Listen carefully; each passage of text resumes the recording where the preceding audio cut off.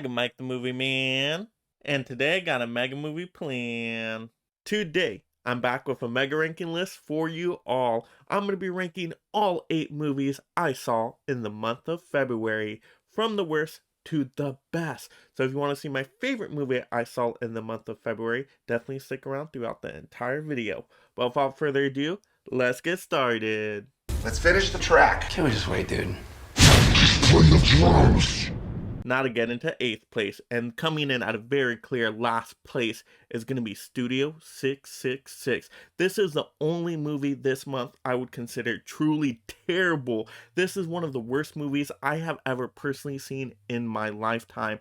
This movie just failed at everything it was trying to be, and the concept is ridiculous. Foo Fighters trying to make a new album at a haunted house because they like the sound of the drums with it? Like, what? Who comes up with these ideas? I want to know what studio greenlit this. I mean, this movie was just terrible, and it looks so bad quality. Wow, this is not even as good as Netflix originals. This is not even as good as a Hallmark made for TV movie. No, this movie was so poor quality that I've seen many YouTube fan films that were better quality than this movie. I mean, that's how bad this movie was. This movie wasn't scary at all. This movie wasn't funny at all. This movie wasn't interesting at all. No redeeming quality here. This movie was just absolutely a waste of time, completely terrible. I don't know anybody who would get any kind of enjoyment out of this movie. It's not even silly fun. It's not even laughable to an enjoyment level. That's just how bad it is. It is just not good. That was weird. Now to get into our 7th place spot, and this is going to be Blacklight. Wow, what was everybody asking for? Another generic Liam Neeson action movie? Yeah, let's get more of that.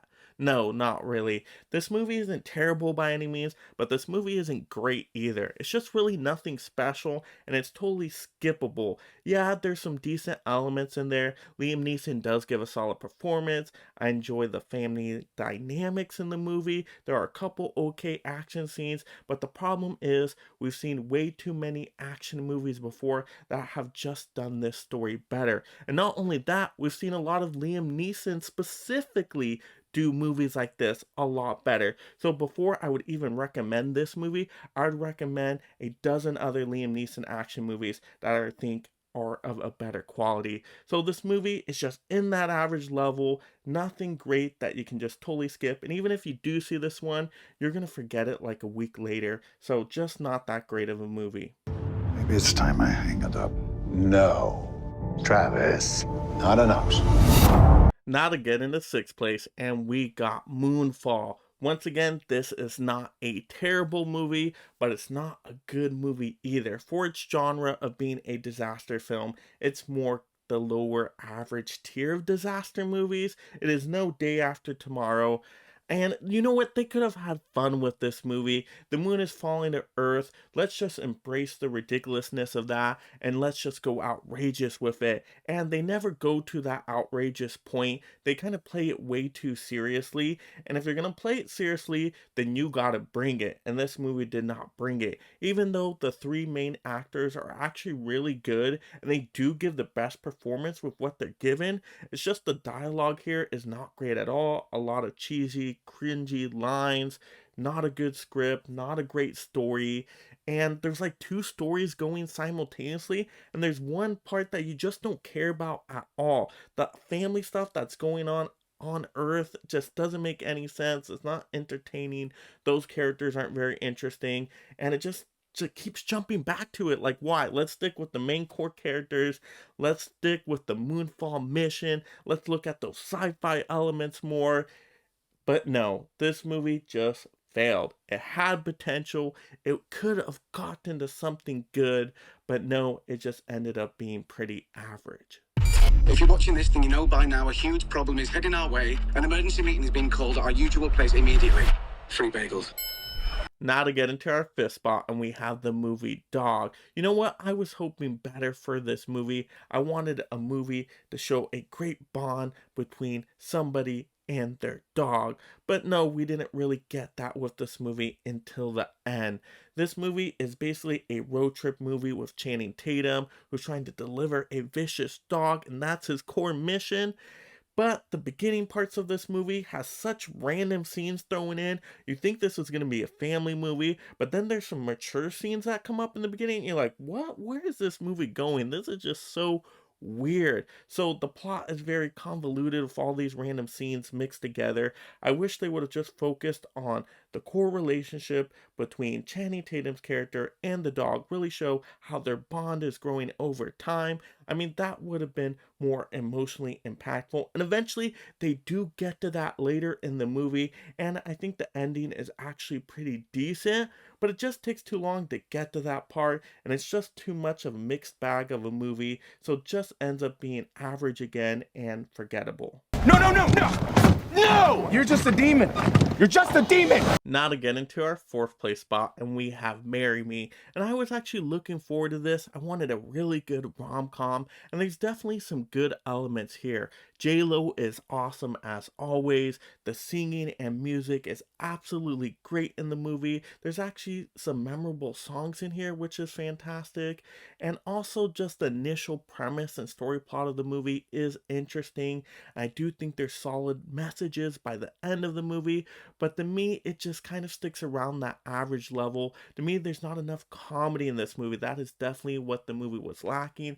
Also, there wasn't enough romantic moments. I mean, there was a few in the movie, but we really didn't see J-Lo and Owen Wilson's bond start to grow until far into the movie, and I wanted it to kind of pick up quicker than that. And so by the end of this movie, you're just kind of left wanting more, and you feel like, hey, this was a very average rom-com. Nothing bad, nothing great, some good elements, but nothing to take it to that next really recommendation level for me. So it just ends up kind of being meh. What am I doing here? Now to get into third place, and we got Death on the Nile. And I was so pleasantly surprised with this movie. I mean, this movie is absolutely gorgeous. All the Egyptian locations are fantastic, so the cinematography is really well done. And we got an all-star cast here. Kenneth Branagh as the detective is so awesome, and I thought Gal Gadot really brought a strong performance, and just all the characters in general really added to this mystery story. And just how this movie opens with a origin story of the detective's mustache. What a creative way to open a movie like this. And when we got into the mystery story of it, I thought it was really well done. To me, I could not guess who the killer was by the end of it. I thought there was enough elements in there to kind of throw me off. I had a bunch of different suspects throughout that mystery part of it.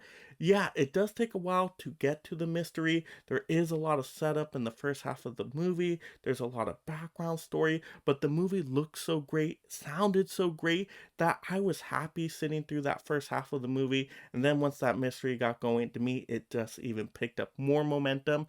So by the end of it, I had a fun time. I was fairly entertained by the movie. Is it the best murder mystery movie of all time? No. But is it a solid murder mystery movie?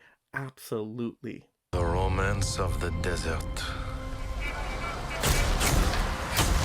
has the power to seduce. Now to get into our second place movie, and we got Uncharted. I debated putting this movie first, but it did end up being kind of a average treasure hunting action adventure story, and we've seen this done before with movies like National Treasure and Indiana Jones, and so I don't think this movie takes it up to another level.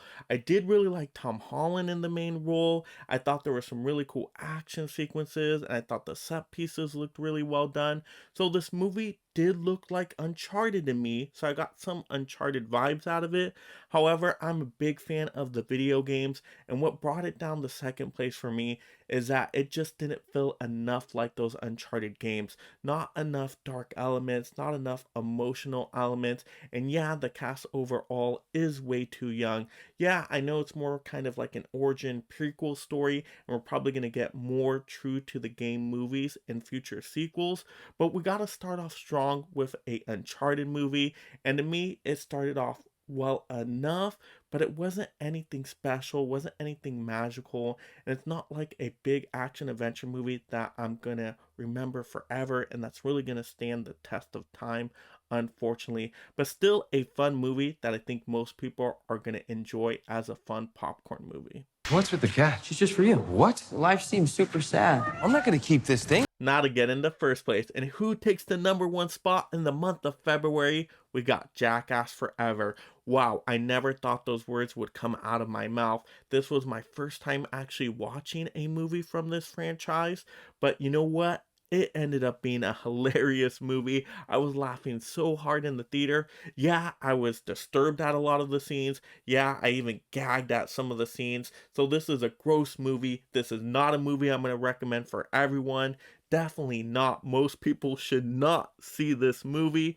But all I can say is my experience with the movie, and I had a fun time. I haven't laughed that hard in a theater in such a long time. So that was such a great breath of just fresh air, of laughter, and my audience was awesome. And we were just all having a great time together. So you know what? I had the most fun with this movie out of any of the other movies I went to in the month of February. So that's why I had to put this movie at the #1 spot. You know what? This movie had a mission. It knew what it was, and it executed on it perfectly. There was no fault in this movie from what this movie was really trying to be. It stuck the landing, and I think this movie just gave me so much laughters. Don't think it's going to give everybody laughters. Like I say, definitely be caution of it. But you know what this kind of movie is. People just acting ridiculous and doing outrageous stunts they should not be doing. But if you're into that, definitely a solid entry. 3, 2, 1. So that will do it for this ranking list of all the movies I saw in the month of February. Go ahead and let me know in the comments below what are your rankings for the movies you saw this month. Let's have those fun discussions down below.